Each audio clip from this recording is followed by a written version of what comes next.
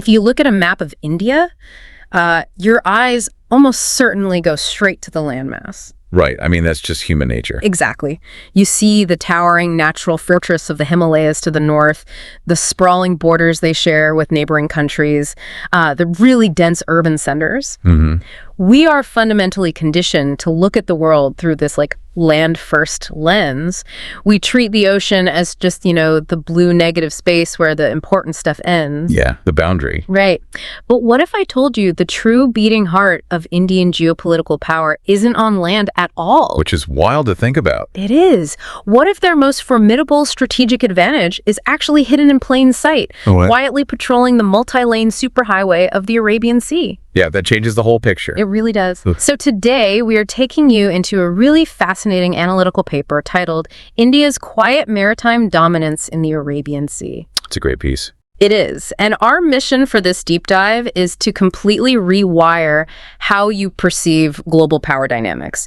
We want to shift away from visible terrestrial borders to the invisible continuous mechanics of maritime strategy. Exactly. So, okay, let's unpack this, because usually when we think of geopolitical power, we picture something aggressively loud, right? Absolutely. Like we picture armored divisions rolling across a disputed border, or airspace violations, or, missile tests that immediately dominate the evening news. We do, yeah, because we are so heavily conditioned to view power as this performative display. Right. It's highly visible and inherently dramatic. But true geopolitical power in the modern world, particularly in the maritime domain, it operates on a completely different frequency. It's way more subtle. Exactly. It is rarely about those loud, dramatic surges. The core premise established in this analysis is that the most formidable power is actually quiet. Wow. Quiet power. Yeah, it is continuous. Yeah. It is so thoroughly normalized into the background environment that you don't even notice it's actively shaping behavior. And to understand how India is executing this strategy of quiet power, we have to fundamentally change our spatial awareness. Like we mentioned, most people view the ocean as a margin. Right, the edge of the map. Exactly. It's the boundary line. Think of it like an empty parking lot at the edge of town. That's a good way to put it. But this analysis flips that concept entirely. For India, the Arabian Sea is not an empty expanse where the nation stops. It is the nation's strategic core. Mm-hmm. The text uses a really brilliant phrase here. Oh, right. It describes the sea as providing depth, time, and strategic insulation. Yes. That concept of strategic insulation is just vital. I mean, think about it. On land, a border incursion happens in minutes. Right. The threat is immediate. Exactly. Yeah. But the sea, because of its sheer vastness, it provides a buffer. It offers time to detect, time to process, and time to intercept a threat long before it ever reaches the sovereign coastline. That makes total sense. But the Arabian Sea isn't just a moat, right? It is one of the most economically critical waterways on the planet. Oh, for sure. It's not an empty parking lot at all. It's a bustling, multi-lane, global superhighway. Exactly. You have immense energy flows pouring out of the Persian Gulf, navigating through the Strait of Hormuz, and just dispersing to global markets. Right. And you have massive commercial trade routes connecting the Middle East, Africa, and Europe, all converging right off India's western seaboard. It's incredibly busy. It is.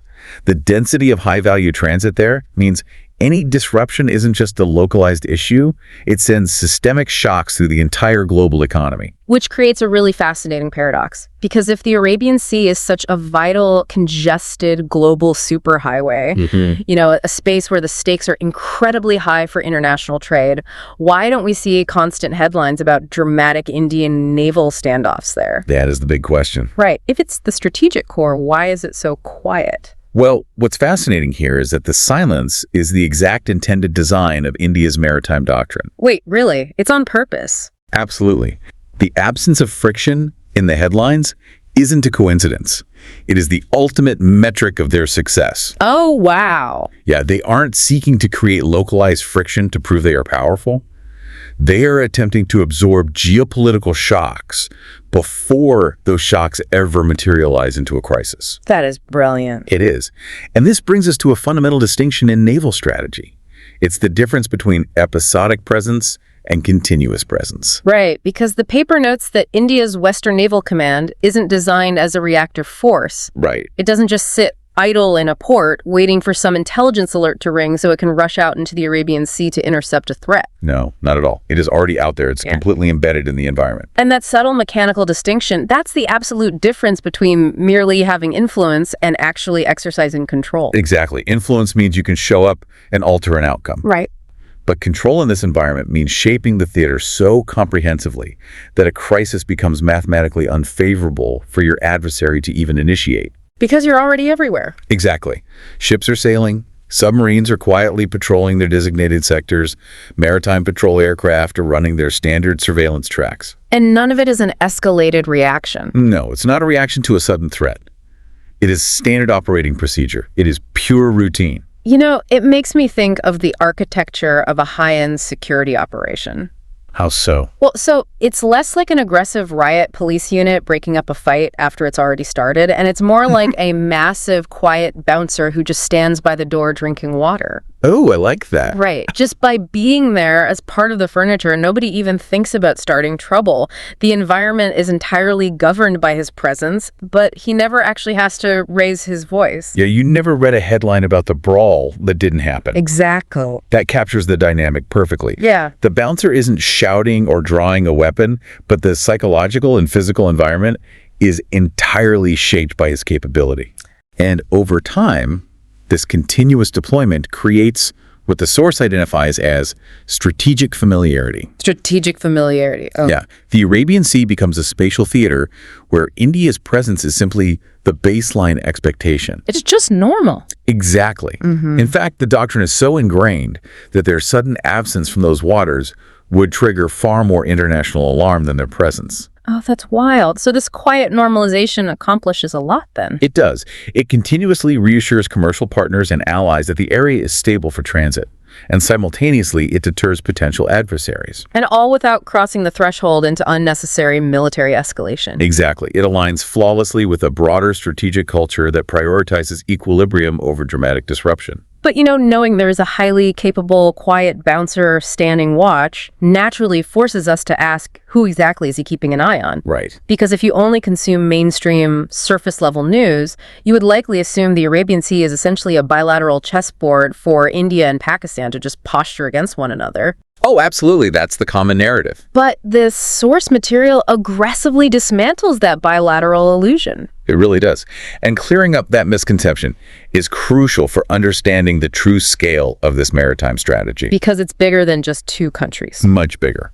Reducing the Arabian Sea to a simple bilateral dynamic between India and Pakistan is analytically limiting. Okay. The paper explicitly states that while Pakistan remains a persistent tactical concern, the Arabian Sea itself is a strategic theater.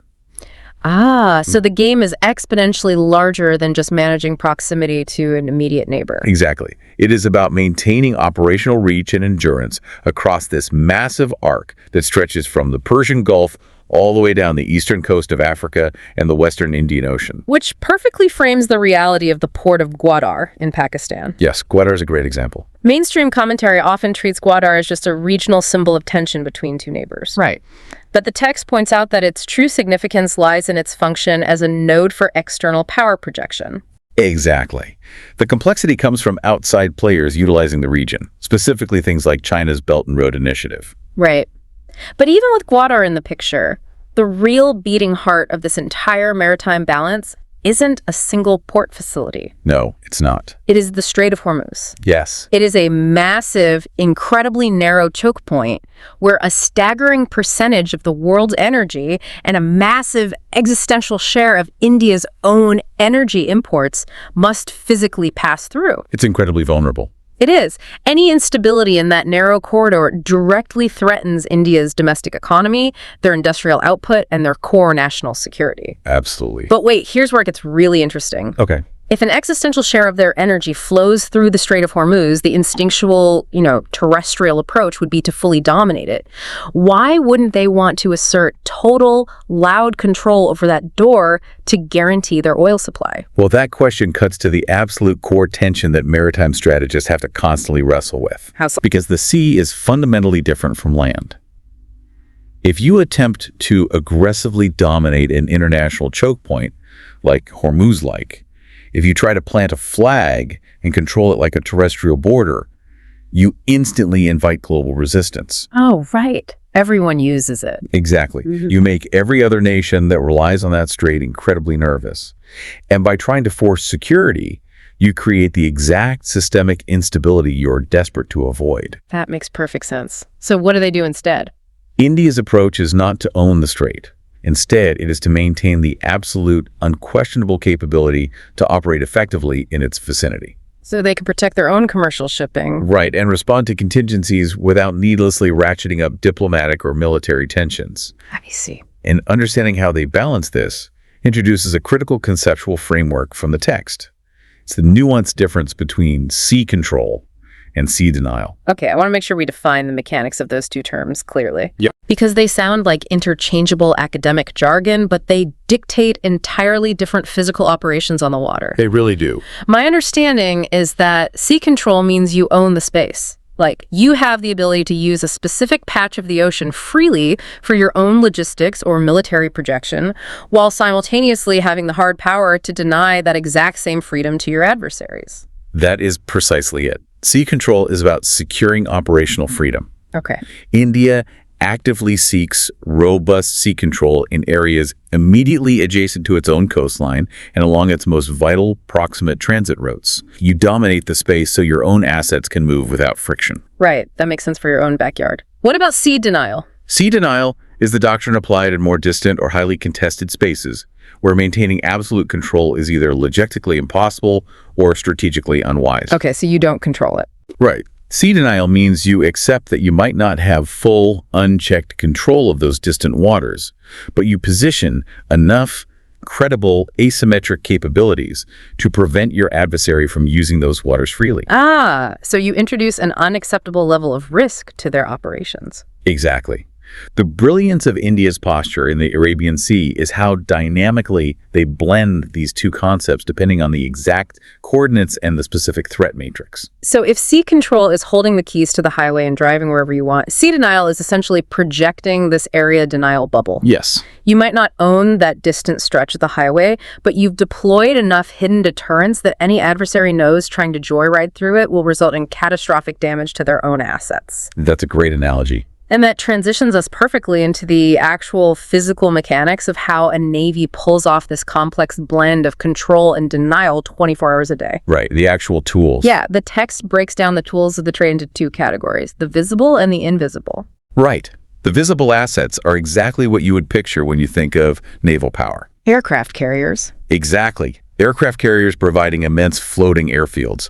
It's the guided missile destroyers and frigates that handle surface patrols, anti-aircraft defense, and the physical escorting of commercial vessels. The loud stuff. Exactly.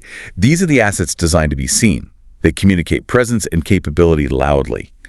But the invisible tools are arguably far more critical, particularly for executing that sea denial doctrine. Like submarines. Yes. Submarines operating silently below the surface introduce an immense psychological and tactical uncertainty for any adversary. Well, yeah, because you can't fight what you can't accurately track. Exactly. Just the mere rumor that a diesel, electric, or nuclear submarine is operating in a specific sector forces an adversary's surface fleet to completely alter their behavior. They have to. They have to slow down, run constant sonar sweeps, burn fuel on evasive zigzag maneuvers, and second-guess every single decision. Wow. So the submarine achieves sea denial just by existing in the theater. Precisely. It fundamentally alters the geometry of the battle space without firing a single torpedo. That's incredible. But hardware alone, the ships and the submarines, is only half the equation. The analysis emphasizes two rapidly evolving variables that are entirely changing the mechanics of maritime dominance. Okay, what's the first one? The first is technological. Specifically, the mastery of maritime domain awareness, or MDA. This is the understanding that possessing actionable information is just as critical as possessing the physical warship. Right, because deploying a multi-billion-dollar destroyer is useless if it's blind. Exactly. Maritime domain awareness is essentially the fusing of data. It's taking the feed from a satellite in low Earth orbit, combining it with the radar tracks from a surface ship, and syncing that with the sonar data from a submarine, and the optical sensors from a patrol aircraft flying at 30,000 feet. It's massive integration. It really is. It takes all these isolated isolated data points and weaves them into a single, cohesive, real-time intelligence picture. It eliminates the fog of war. To see the sea clearly is to shape it more effectively, as the underlying logic of the text implies. I love that. Information integration transforms a scattered fleet of individual ships into a highly lethal, cohesive intelligence ecosystem. So what's the second evolving variable? The second one the paper points out is equally important, and it's conceptual. It's an expanded definition of what security actually means in the 21st century. It's not just about warfare anymore. Exactly. It is no longer strictly about sinking enemy combatants. It encompasses combating piracy, interdicting illegal narcotics and arms trafficking, mitigating environmental disasters, and ensuring the safety of commercial sea lanes. And engaging in those non-traditional security tasks like, escorting a vulnerable merchant ship through a high-risk piracy zone or showing up with a hospital ship after a cyclone.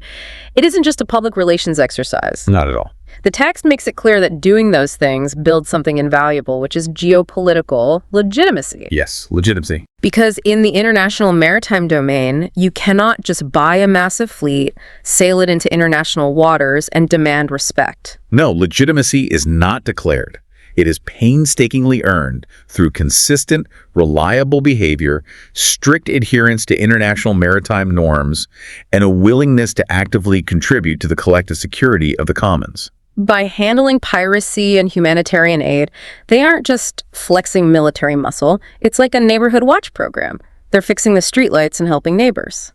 That's exactly it. And if we connect this to the bigger picture, the dividends of that legitimacy are massive. How so? When an Indian naval vessel delivers humanitarian aid, it isn't just dropping off supplies, it is mapping the local logistical infrastructure. It is establishing communication protocols with foreign port authorities. It is building interoperability with neighboring coast guards. Wow. So they're essentially acting as the architects of the regional security environment. Exactly. By handling the piracy threats and showing up when the regional neighbors are in crisis, it's brilliant PR that transforms raw, potentially intimidating military capability into deeply trusted legitimacy. Right. The regional players are actively glad the bouncer's standing by the door because he's also keeping the criminal element out and helping ensure the building doesn't catch fire. Yes. But the text issues a very stark caveat regarding this dynamic. Oh. Legitimacy, no matter how hard-earned, is strategically meaningless if it is not backed by actual teeth. A doctrine of providing security cannot just be a diplomatic talking point. It must be backed by absolute operational readiness. Right. A strategy that cannot be physically executed when a true crisis erupts is nothing more than a nice idea on a piece of paper. Exactly. The meticulous integration of naval strike forces, air assets, secure logistics chains, and real-time intelligence is what ensures that when the bouncer actually needs to step in, the capability to neutralize the threat is highly credible. And building that kind of robust, integrated ecosystem, the advanced warships, the deep water bases, the satellite networks, the operational doctrines, and that trusted international legitimacy, that is not something a nation can accomplish overnight. No, it takes a very long time. You can't just mandate a world-class navy into existence in a 5-year cycle. And that highlights the critical temporal element of this strategy. The time factor. Yeah, the text emphasizes that maritime strategy plays out over decades. India's current formidable advantage in the Arabian Sea is described not as a sudden victory, but as the cumulative compounding effect of strategic patience. Yes, strategic patience. It is perhaps the most fascinating conceptual anchor in this entire analysis. It really stands out. The text argues that in an era utterly obsessed with immediacy, rapid news cycles and quick tactical wins, true strategic patience provides a massive asymmetric advantage. Because it lets them play the long game. Exactly. It allows a nation to consolidate its geopolitical position gradually, to absorb international shocks without violently overreacting, and to carefully avoid military or economic overextension. Right. They manage challenges through positioning, meaning the physical deployment of highly capable assets and the conceptual shaping of the regional narrative, rather than defaulting to immediate kinetic confrontation. And it's crucial to understand they don't do this in a vacuum. No. The Arabian Sea is not an isolated lake. It connects directly to the wider Indian Ocean and the broader Indo-Pacific theater. India actively weaves a dense web of strategic partnerships, prioritizing intelligence sharing and complex joint military exercises with other global powers. Yes, but and this is a critical distinction made in the text, they fiercely maintain their strategic autonomy. Which means they avoid getting locked into rigid, formal treaty alliances that would mandate their involvement in conflicts that don't serve their direct interests. Exactly. They retain the absolute freedom to act independently. But I have to say, so what does this all mean in the context of modern warfare? What do you mean? Well, I want to push back on this concept of strategic patience a bit. Is it possible that strategic patience is just a polite academic justification for a bureaucracy moving too slowly? I mean, we are living in a world defined by rapid technological disruption, hypersonic glide vehicles that can strike in minutes, automated drone swarms, devastating cyber warfare. Right. If an external power suddenly makes an incredibly aggressive, rapid move in the Arabian Sea, how does patience actually protect India? Doesn't a strategy based on decades of gradual positioning leave them highly vulnerable to a sudden high-tech blitz? This raises an important question, and the answer requires us to go all the way back to the very first point we discussed about redrawing the map. Okay. Patience, in the context of maritime doctrine, isn't about moving slowly or reacting sluggishly. It is about utilizing time to create physical and tactical depth. Depth. Right. Remember the vital distinction the text makes regarding geography.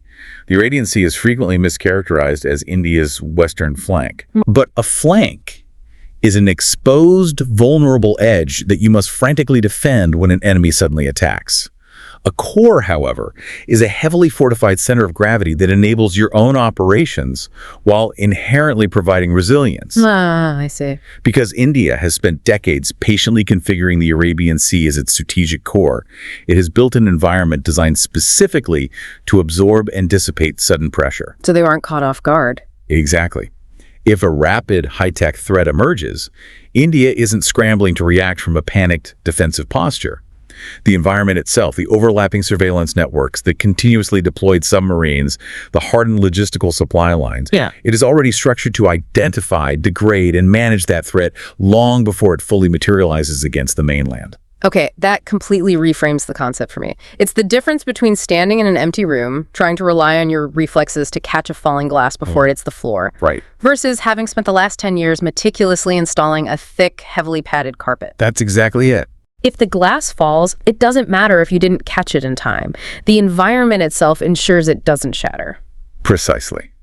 The patience wasn't just sitting around waiting. The patience was the grueling, decades-long work of weaving that carpet. So when the kinetic shock inevitably comes, the resistance is already built into the very fabric of the environment.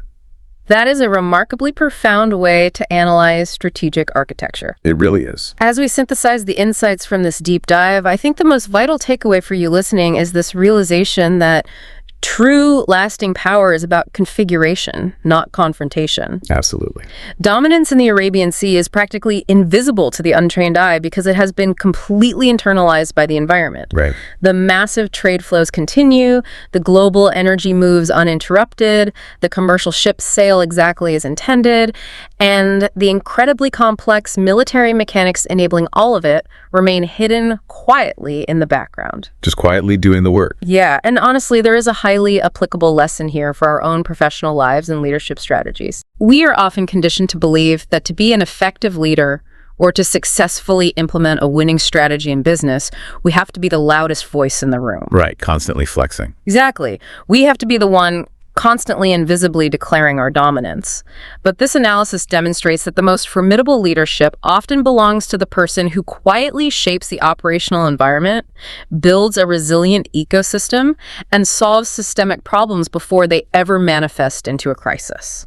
And doing it so thoroughly that their desired outcome just becomes the assumed frictionless reality for everyone else. It is an exceptional lesson in the power of restraint, continuous presence, and adaptability. It is. And there's one final unmentioned provocative thought I want to leave you with, drawing directly from the core philosophy of the text we analyzed today. Oh, what's that? Well, the source implicitly notes that the physical sea inherently resists rigid terrestrial-style control because it is constantly fluid, highly dynamic, and vastly interconnected. It explicitly demands adaptable, invisible strategies rather than brute static force.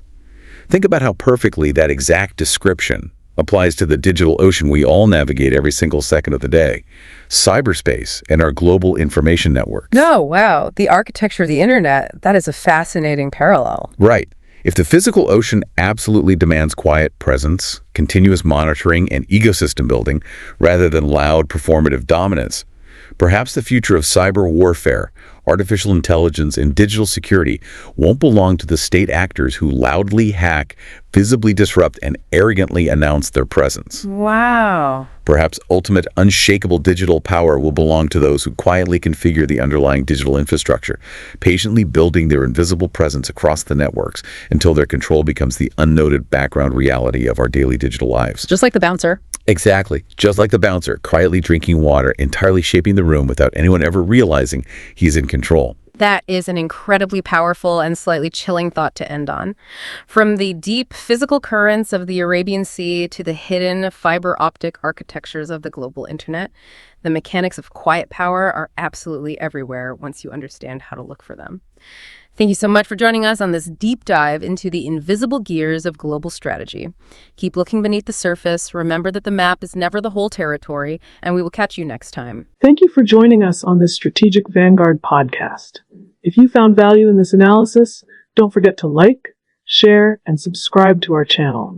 We bring you fresh podcasts every Monday here on YouTube and Rumble, and you can also catch the audio versions on Spotify and Amazon Music. Just search for Strategic Vanguard Podcast.